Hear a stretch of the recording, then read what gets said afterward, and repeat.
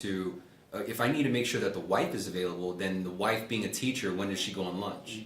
So I'm putting those two things together, right? Because I know that it's always in my best interest if I can sell them early in the day versus later on at night, even though ideally they're there at the dining room table. And it's because that these people are not in debt. They don't need pain, right? There's no pain in this particular scenario. And I'm not talking about all of them. Right. It's just this one, right? So it sounds like they're doing well, and this is really just an idea. This is just a more of a kind of a project to them, right? And it's a project to pay it off, because I'm going to take this guy from a 3 1/4, and this guy asked me for 3%. Now I'm going to try and fucking convert him to a 4 1/4 15-year fix. But it's all about timing, right? So if I knew that their high activity is in the morning, as like a teacher, she's firing off, right? Like she's getting shit done. The same thing as a physician, getting shit done. If I can catch them at their lunchtime, I'm more effective to get into the best time to communicate with them, because they're not going to be worn out, drained out, and completely done at the end of the day, where I'm going to sell them something that they probably wouldn't want.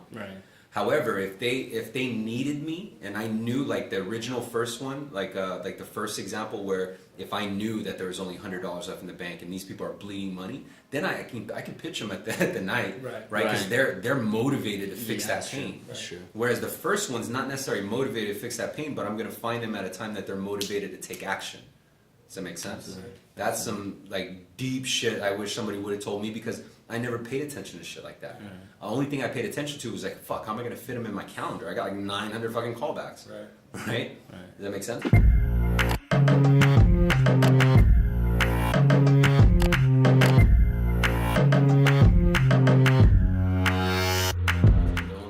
Well, they like some people literally come out like before you can even say like introduce yourself, or you know, I'm one of the licensed professionals here in the state of California, you know, and then you'll kind of like, you know, I'll tell them that I have a couple of questions, you know, and it'll be able to help me understand, you know, if I'm gonna be able to do anything for you, and if not, I'll be save us both a lot of time, you know. And then they'll go, okay, perfect, this is what I am, and they'll literally give you like everything within, you know, 30 seconds, and then what they want, boom, boom, boom, X, Y, and Z, and you know in the back of your mind like that, okay, that's pretty unrealistic. I literally just got a call. He wanted like a 15-year fix, under 3%, no points, free appraisal, this, and I'm just like, it was one that I immediately was like, I don't know how do I approach this, because obviously he's not going to get that. That's just not there. Under 3%, 15-year fix, like, you know, no points, free appraisal, no closing costs, like, you know, so like how I go about, you know, all right, kind of getting him back on more of a reality type route, because if I be honest with him, he may just hang up right then and there, you know, but then if I don't dig deeper and ask him, like, you know, go into maybe credit or debts or just, you know, X, Y, you know, like kind of keep him on the phone. That's kind of what I did. But like there's the people that right out of the gate, that this is what they want. They tell you everything about it, and you can kind of gauge right then and there that like, okay, this is where they're going to try and control the conversation. Got it. You know. So I think it's because that will usually happen if one of your very first questions to them is you know, well, how can I help you? Right? What's your goal? And then they spew out, oh, I need a 3%, 15-year fix, no points, and I need it closed tomorrow. This is usually what they'll say, something that's just not available, right? And the reason why I prefer not to ask what their goal is because I don't want them to throw me off. I need to find out what their pain is first, or what their deeper reason is why, their why factor, if you will, as to what they need that 3% for. Right, because I understand that they don't understand this language like I do, and so if I considered what they do know, and I try and think way back in the day before I even knew what a mortgage payment was, and how, and the dynamics of a term or a mortgage term, is that they'll say a lower rate or a lower term because they want the rate. Right, so they'll say, oh, I just want a 2% rate because they believe that's the only way to lower their payment. And that's why they think that they can go from a 30 to a 15-year, and even with a lower rate, why is my payment going up? They just don't understand the logistics, right? And that's okay. This actually gives us leverage because we now become the expert. We're going to educate them. Exactly. And earn trust. Correct, yes. So instead of saying, oh yeah, there's no way they can get that, instead I'm going to not expose them. I don't want to sound like I'm taking it. I got what you're saying though. Does that make sense? So you're actually talking to them, hearing them out. You're not going to sway them wrong. You're just going to dig into, well, why do you want that 3%, you know? So, but how do you ask that question? And I think the wording is important, right? And so how does someone do? And we'll do a role play real quick, okay? So if I did my opening script, and for whatever reason, if I just happen to ask like, well, hey, what's your goal, Ethan? You come back and you would say what? Well, my goal right now, I'm at 3.5%, and I want to lower my rate and payment. I want to get it down to about $1,100 a month.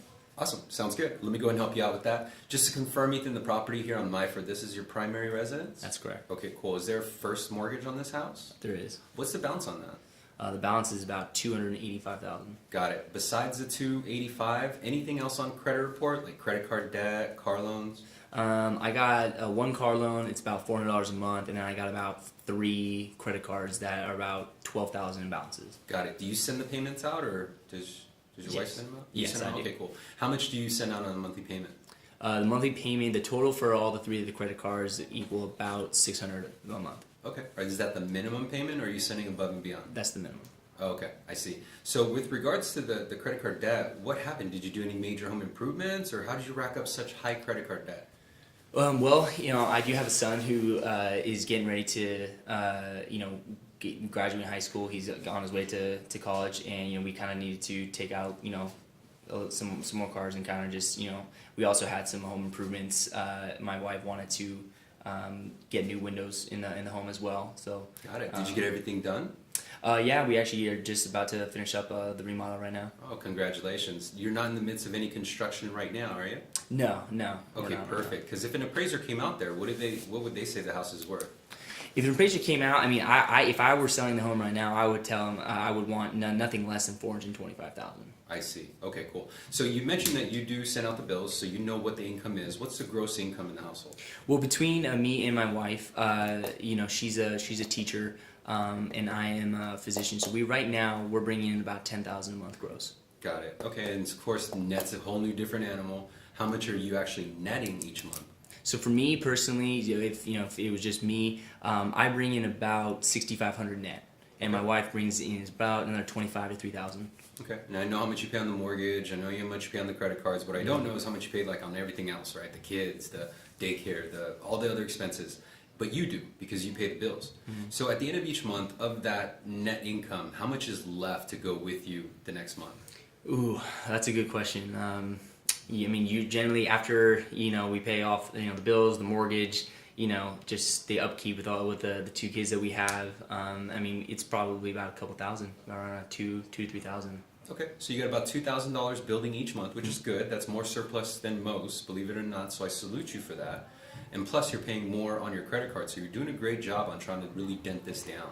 Now, with regards to your $2,000 surplus, though, it looks like you're $2,000 per month, so that puts you about an extra $24,000 per year. How much is the balance now in that account?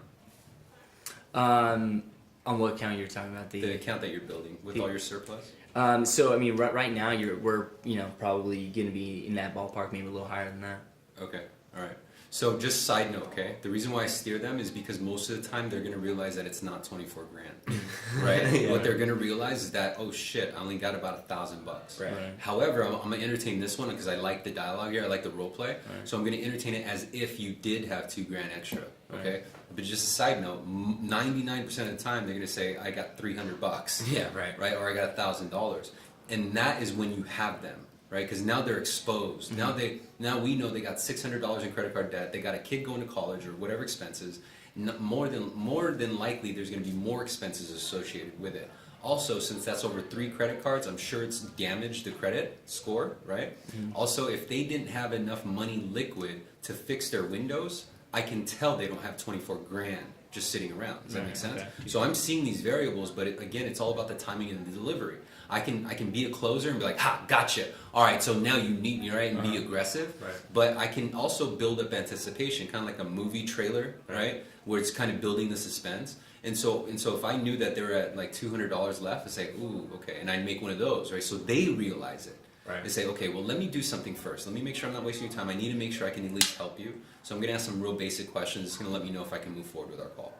Right now, they're like, fuck, I hope You this got the guy leverage you need. Exactly. Yeah. Now, it's like, man, I really hope this person can help me. They're thinking that, right? And so now I already know their gross. I know what they do for work. And so the only other thing that I need to do is really declaration, right? Like, hey, are you in the midst of any bankruptcies, foreclosure, blah, blah, blah, right? I don't need to know the address. I don't need the employer, I mean.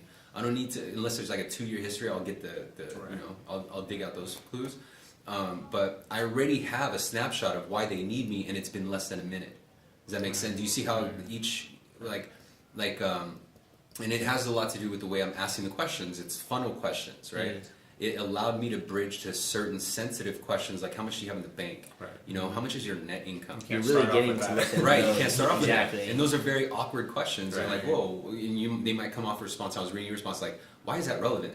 Yeah. Right? You might get that. Yeah. I've had why that are you asking me that? I've had that question in a script before, believe it or not. Yeah. At a company where they want to ask you, hey, how much money do you have at the end of the month when all your financial obligations are taken care of? And they're just like, damn, man, that is cutthroat. Yeah, like, yeah. We've been on the phone for 5 minutes, bro. Like, that's straight to the And then what do you want me to ask after? Yeah, what's your social? And it's just like, oh, dude, I'm telling you, man, it's the hot chick at the bar, Yeah, and that's the dude like coming up and say, hey, man, you look hot. Like, you want to go hang out? Like just the nonchalant, like straight brutal, without any, without any caressing, no Romeo. Yeah, just savage. Yeah. and that's why a lot of people, because subconsciously they don't know how to be less savage, right? But they understand the importance of that question.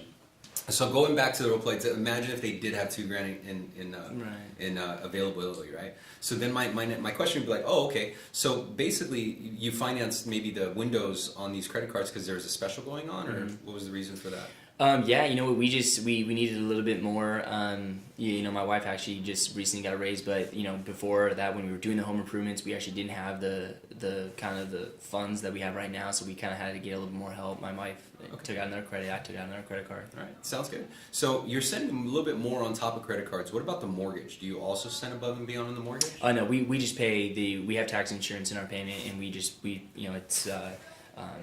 $12.50 a month, and that's exactly what we make it on time every month. Sounds good. Now the long-term goal with this house, do you see yourself retiring here, or is this like a starter home? Oh yeah, this is home sweet home for us and our family, our kids. Got it. Besides the windows, what else are you looking to do with the home?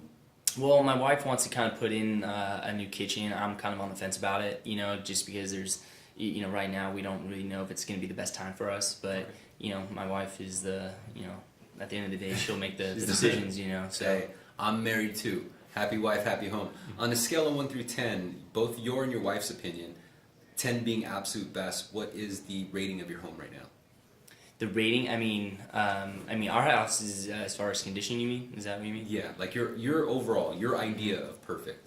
Right now, I mean, I think everything is fully upgraded to what we need to right now. Obviously, my wife disagrees because she wants to put in that new kitchen, but so 10 to you and 7 to your wife. Yeah, there you go. So between us, let's say an 8.5. All right, sounds good. So your wife, if we asked her, to make it a 10, what do you think the house needs? She would just say the kitchen, or is there other rooms? That's correct, just the kitchen. Got it. Okay, cool. So you're right there, and then you'd have a perfect home, right split for retirement.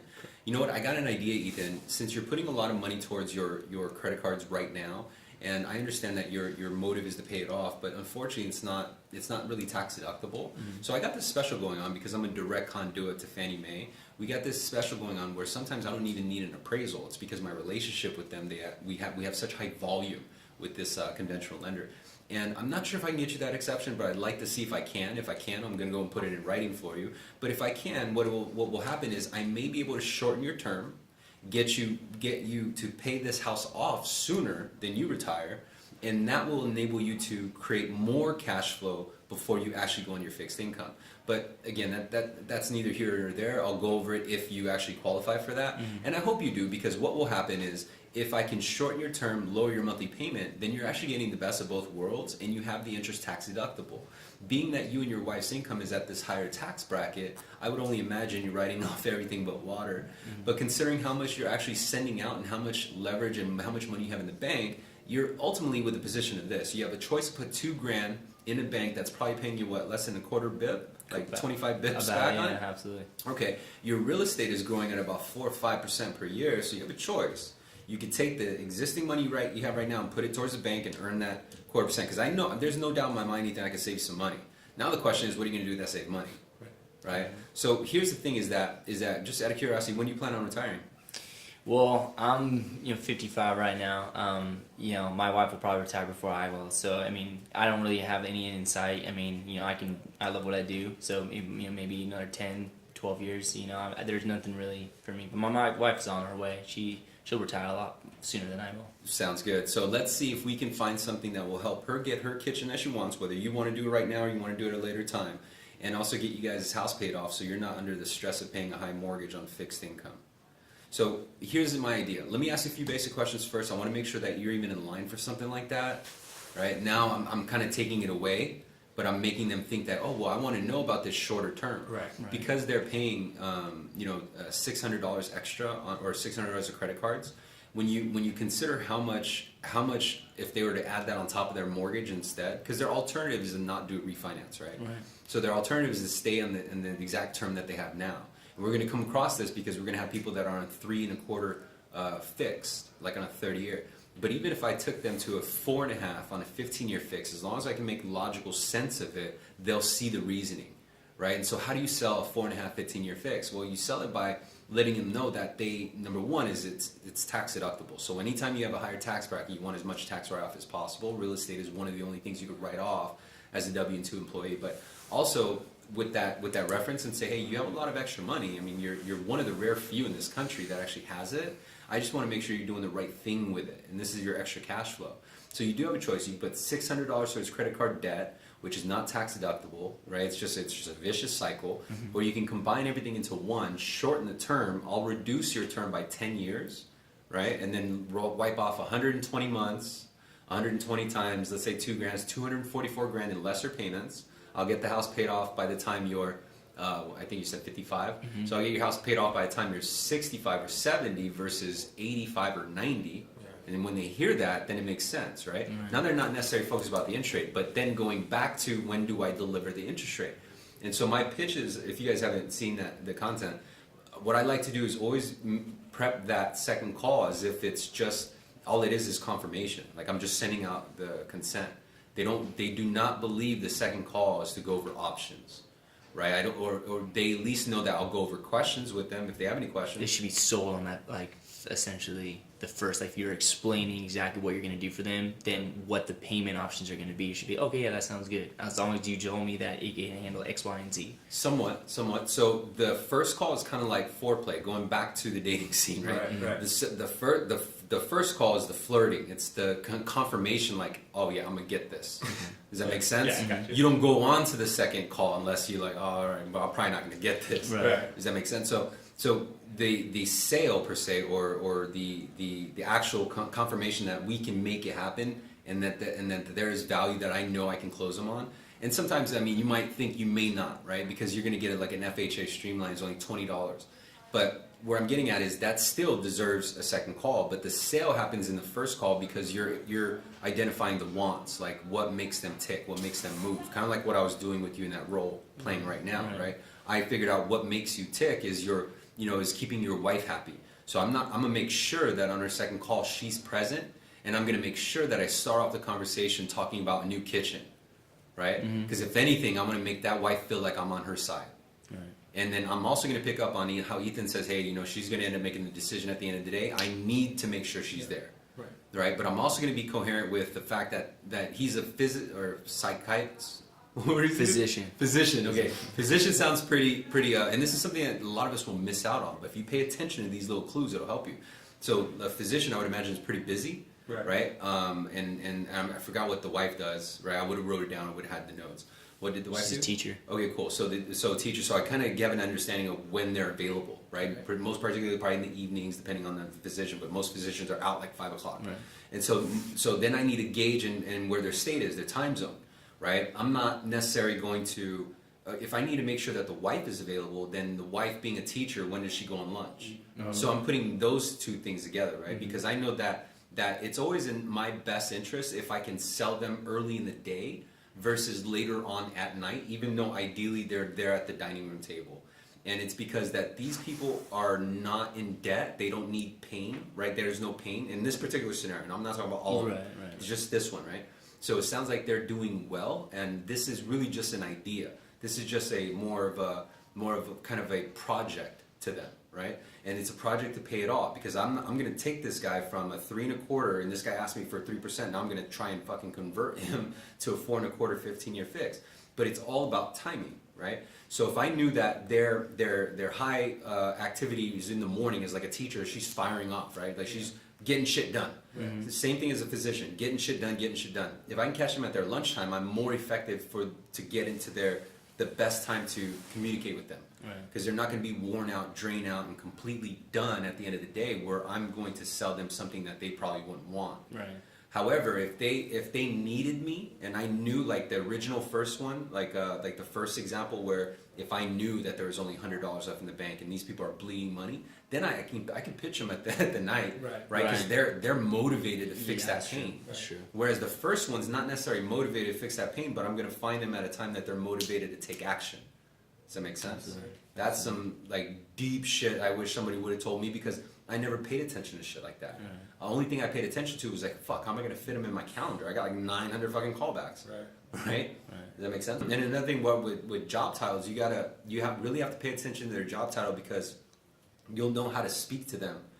For example, if you're speaking to law enforcement, they're typically the ones who want to be the alpha. Does that make sense? This is just their psychology, right? So I talk to police officers the same way I talk to veterans. Yes, sir.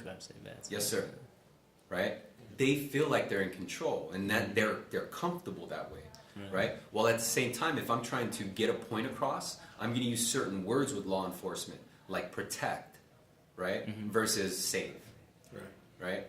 I'm going to illustrate how their current situation can cause harm if they don't make the right choices and put the pieces in play early on, right? And be proactive, be protective, right? So I'm going to completely like word it in a specific way, different versus like let's say a physician, like a doctor, right? You have to be very careful, right? Physicians are always be very careful. You have to be very planned out. You have to be clean, right? You have to think kind of in their mindset, like how do they respond? Another Nick No Banger.